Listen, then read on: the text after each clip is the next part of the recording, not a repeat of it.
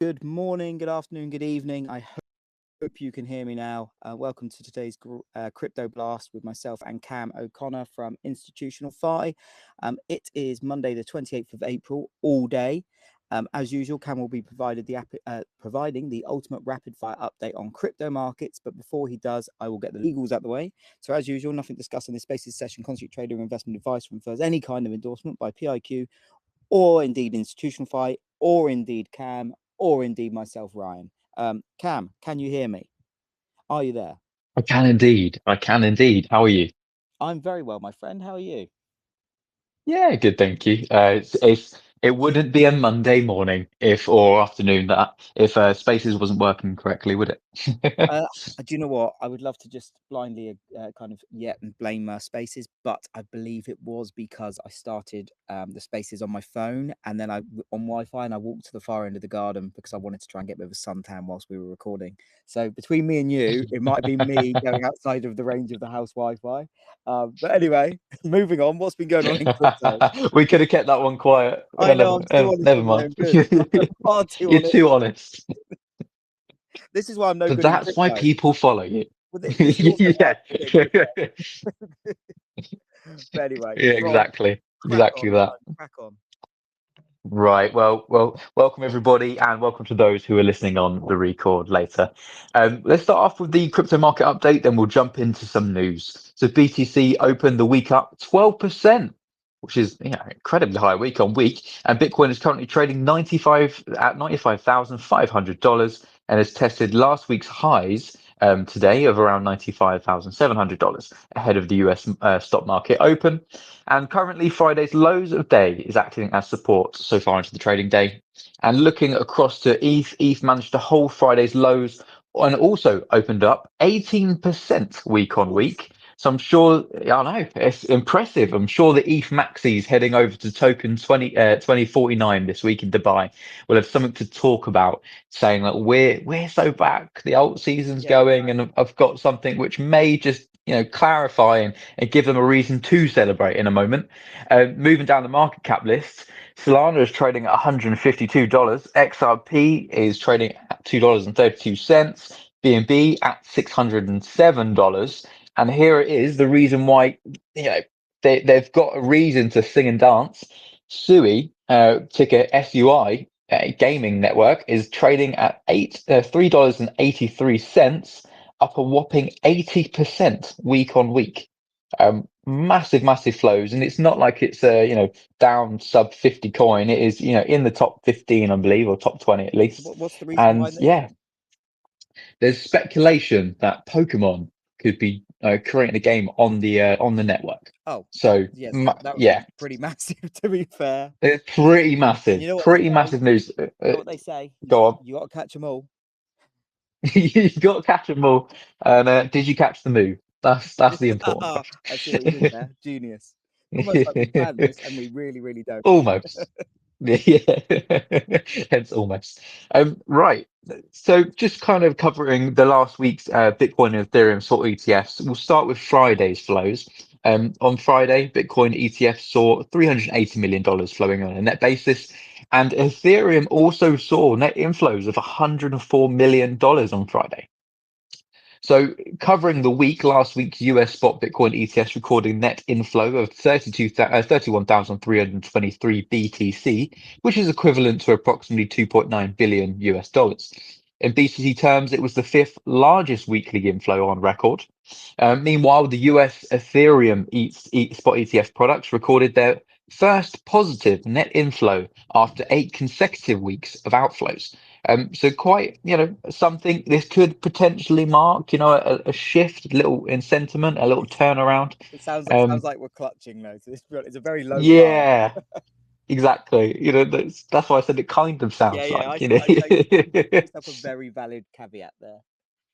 yeah, exactly. Um, I mean, we would love nothing more than to see Ethereum start Would we? catching Would we? a bid toward the upside. Yeah, at least a few people would. So let's cover the news. We're going to cover the major headlines. Real impacting news. We're going to stay away from what of some, potentially scam crypto teams deciding to do. We're going to stick with the news that matters. So I'm seeing, first of all, I'm seeing a lot of SEC has approved XRP headlines. Approved SEC has approved an XRP ETF headlines floating around this weekend. They are set to approve or decline on April 30th an XRP futures ETF. It's not a spot product, and there's a screenshot that's been floated around of the the application form with a deadline date for the SEC to give their response with by the 30th of April. But they're all the headlines that are going out with no proof saying that the SEC has approved it. I can't find it anywhere, and everybody's attaching the wrong screenshot. This of this definitely seems like one of those occasions where you got to read the articles rather than just the headlines, because exactly. at the best of times, that just pure headlines, and trust me, I've been in the headline game long enough. I built a company around it. At the best of times, sometimes headlines are written in a way, even by the likes of Reuters and Bloomberg, especially by the likes of Reuters and Bloomberg, to get clicks or get engagement. And that's not even including people with an ulterior motive. So definitely, especially when it comes to something as big as this, always best to think, well, hang on, where's this headline coming from? Have they got a vested interest in portraying the headline in a certain way? If so, where's the story? Can I actually find out some more information about it? That's exactly it, and it promotes why you should do your own due diligence and not just take a headline at face value. Exactly that. So digging deeper there, we've not seen anything further from the SEC to confirm or deny the fact that they have approved this XRP futures ETF just yet.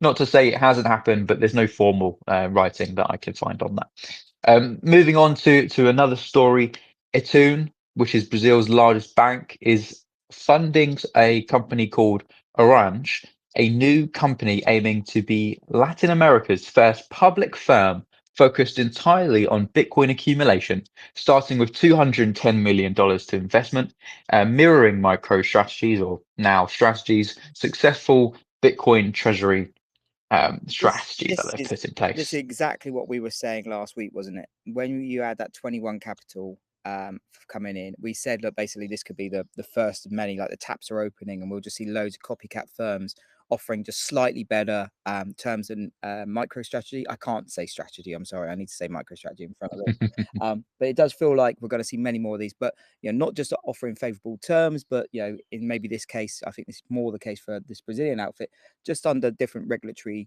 environments where to allow people that can't invest in the US version, i.e. MicroStrategy, to invest in like domestically held ones. So yeah, I think we'll see a lot more of these. I think it'll be form a queue. I think everyone's going to be wanting to do the same thing. Yeah, exactly that. And giving strategy or MicroStrategy, however we want to call it, until they change the ticker, it can always be MicroStrategy, exactly. Can't it? Giving them a run for their money and bringing up some competition in the space. And I'm sure, yeah, like you said, or over on, I think it was Thursday, we're going to start to see a lot more companies adopting that same and a better approach to it. And like we said before, if people are willing to part with their money for things like 0% coupons to allow someone else to buy Bitcoin that doesn't really give you that much exposure on your balance sheet, then why not take their money? In a nice way, obviously. The read between the lines, just buy Bitcoin. What are you doing? Well, I mean, with the fact that just obviously kind of off topic slightly, but it's not, because it's Bitcoin. When you got the likes of like custodian banks like Northern Trust and etc., which are is completely protected, completely backed, completely segregated.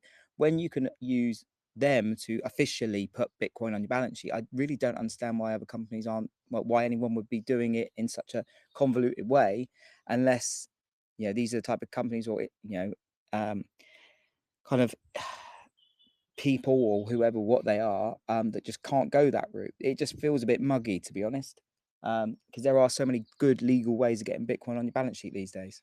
But I don't know, I'm obviously missing something. Yeah, I'm going to do a post later because it's one of the Bitwise guys had a dinner with Michael Saylor and got him to really explain this BTC yield, which and he breaks down basically Saylor's adopted the word yield, but it isn't in the traditional finance sense. Oh, It it's not means yield. something It's just completely so different. it's not yield. Yeah. So it's not yield. Yeah. So I'm going to do it. I try and break it down into really like simple layman terms so that Use everyone can crayons understand for it. me, please. Yeah, use crayon. Use crayon. Pencils, mate. I'm gonna have to rub it out and start again multiple times, I think. So moving on from that, Canada could elect its first pro-Bitcoin prime minister in a nationwide election today. Pierre is a Canadian Conservative leader running for prime minister and has publicly supported Bitcoin since 2022, owning it as an inflation hedge and advocating for Canada to become a global crypto hub, which aligns with his campaign against government mismanagement of the Canadian dollar. Standard Charter Oh is God, here we predicting go. that Oh no! Bitcoin. Stop! Right, is this going to be? Let me try and get. Is this going to be? Is this Go them on. announcing a new prediction of where it's going to be at the end of the year or something like that? Is this a new price Not at target? the end of the year, But it is a price target, right? but yes. Give me the. Yes, 100% it Give me the is. year. 2025? Right, so end of this year, or is that what they're going for? Nope. Go on, give me exactly the time frame, and I'm It's close. It's Q2. Q2. By the end of Q2. Right, okay. And where are we now? About 90-ish. Yep. 95. Right, I'm gonna go 150. No, so they're not going that high. They've, I think, they're being quite reserved. They're saying we think it's going to reach a new all-time high by the Oh, end of that's Q2. really disappointing because Standard Chartered, normally they're good for 100,000 on top of whatever it's trading on regular Oh, Tuesday. exactly. Oh, Yeah. okay, I feel let down there. Tariff turmoils hit Standard Charter Well, hard. maybe it's because someone's got the word out that it's ridiculous.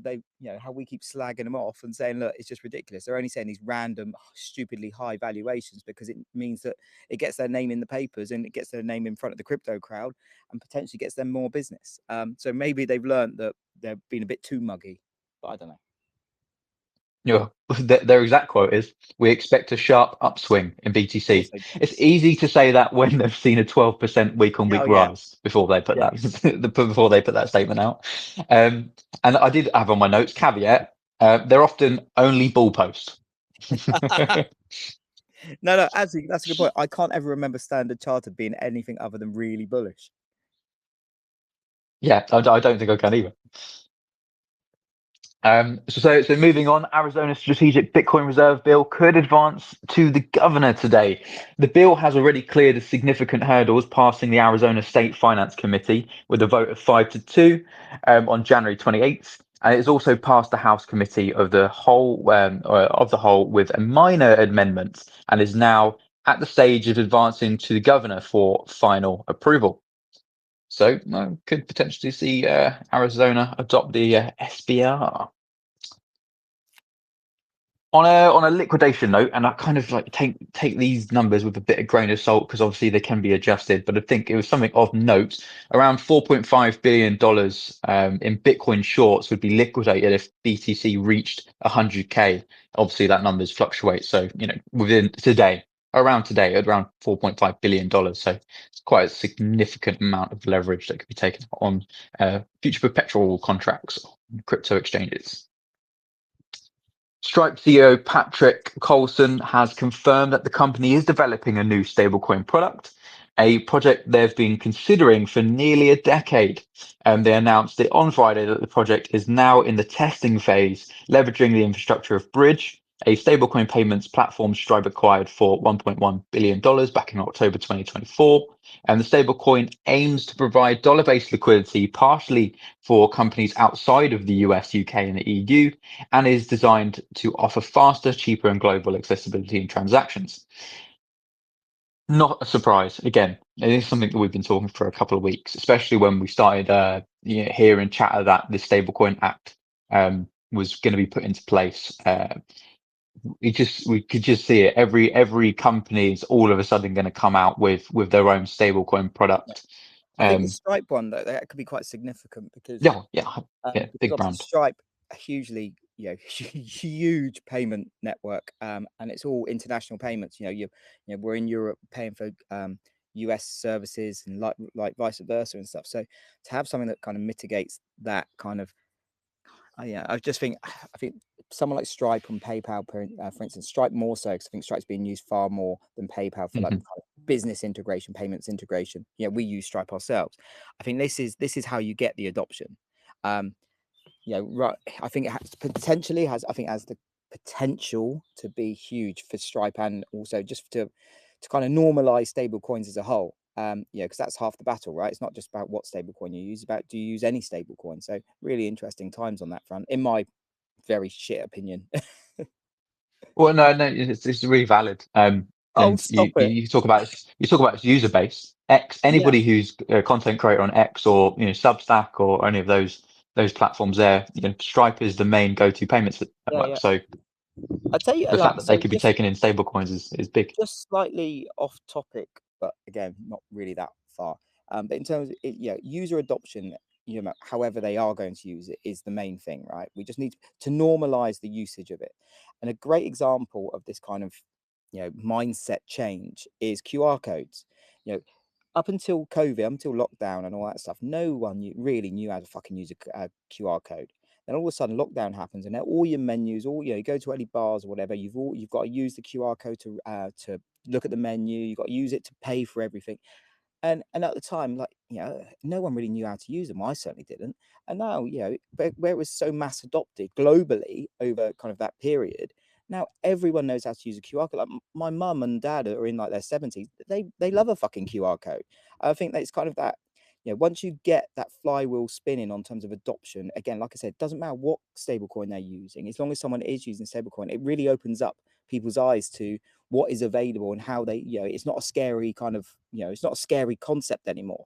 And I think once we get that going, it seems to be that's the way. And when you got Stripe, like, knocking on the door of opening or using their own one, immediately for merchants out there globally, it becomes not a scary proposition. So I think it's really promising for the whole kind of the area, the sector in general. I think it's kind of, this could be the moment. I really like that comparison Do you? between stable coins and QR codes. Yes, 100%. Well, there And you and go. and You can that buy me a beer honestly, on because Friday. yeah, there we go. Yeah, because originally, everybody was afraid to scan a QR code because it could be linked to scams. But if you sat down, in a restaurant and you need to scan the QR code, there's a 99% chance it's legit and you're Well, not worried about it. You yeah, scan not it, just that. It's just like I didn't even know how really to do it before, but now it's like because it's because they became more mainstream, then all of a sudden everyone's phone cameras automatically register them and all stuff like that. I think it's just by getting into that, by breaking the back of mass adoption, it just opens up so many other opportunities. it's a really good analogy. I like Oh, it. stop it, honestly. Oh, you're making me blush. Well, that might be So, so, something. so moving on before Brian puts his pink shorts on. Uh,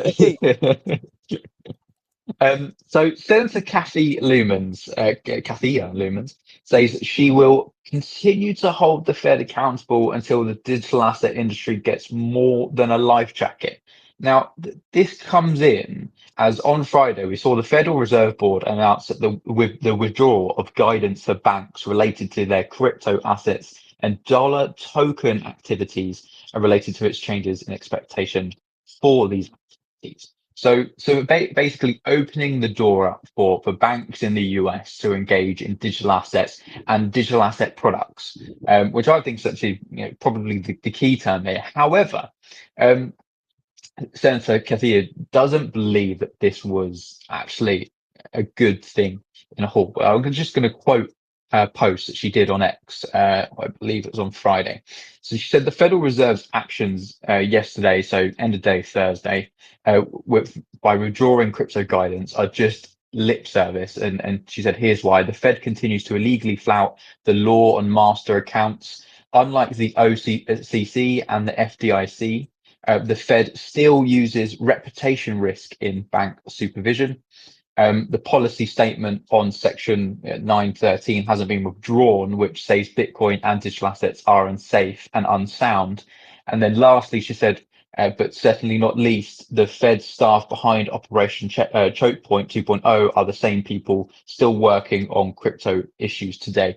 So she's saying that whilst they've kind of removed this wording, There are still structures in place that would prohibit banks from being able to engage in Bitcoin and digital assets, as they're still under the policies there, where she said Section 13, that they're still considered unsafe and unsound products. So I thought that was actually quite enlightening that she went to X to make that public, to give people a bit more of a wider understanding. Yes, this is kind of, in a sense, giving banks a green light, but it's not necessarily made the road clearer ahead. It's more just kind of kicked a can down the road and gone, oh look, we've done something here. No, but I think we got to praise all forms of communication at this level, though, right? Yes, it could be better, but at least we're getting feedback as such.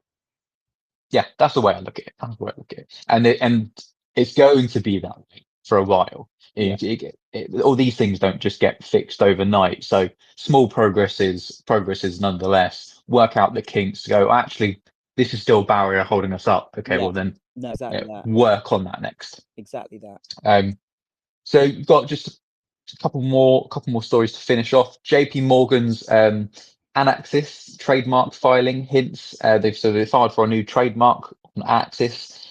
Hints at a new DLT, digital ledger powered platform for cross-border payments and securities exchange, potentially targeting retail users. So some exciting times there for JP Morgan, basically trying to launch an exchange, presumably launch an exchange to target retail trading. Just quickly, Again, just on this, go on. I wonder how accurate that is, to be honest, because I think you could read it in terms of they are looking to bring together a product that is more for the merchant side. I don't know. But when they talk about cross-border payments, but then for retail, I'm not sure. I'm not picking up pure exchange there. I think there could be something else at play here. Okay. But no, again, we just need more color, right? Yeah, no, exactly that. I did have a little look down because I found the filing, posted a few screenshots of it. So yeah, we'll dig into that a little bit further and see if we can come up with any more. Obviously, JP Morgan haven't really said anything about it so far, so it'll be great to have some clarification from them. So in the last CME crypto report, they highlighted that the average daily volume in their crypto futures and options suite grew to 198k contracts with around $11.3 billion in notional volume in Q1. So I think is tremendous. Obviously, their highest on record so far, and it doesn't look like that. I do indeed. Yeah, nothing. Well, full disclaimer: we are partners with CME, so I've got to big up CME whenever possible. We added that one in there. It continues to grow, and they are getting ready to launch some XRP futures contracts as well. So if you do love a bit of XRP trading in there, those futures will be available to trade there very, very soon. That is about it from me today. Perfect. Appreciate we ran over time. Well, there's plenty to talk about. We were adding value. Definitely. Exactly, adding value. That's exactly it. We're adding value. It doesn't matter if we go over. But Cam, thank you so much, listeners. Thank you as always, especially the guys that the vast majority that play it back on the replays. Welcome from the past. If you haven't already, do check out Cam's Institutional FI account and his Substack and stuff. To be doing more on that, which kind of crypto with a tie on. The kind of the non-seedy side of crypto. But listeners, again, thank you so much, Cam. Thank you so much. And we'll catch you all tomorrow. Stay safe. See you then. Bye-bye.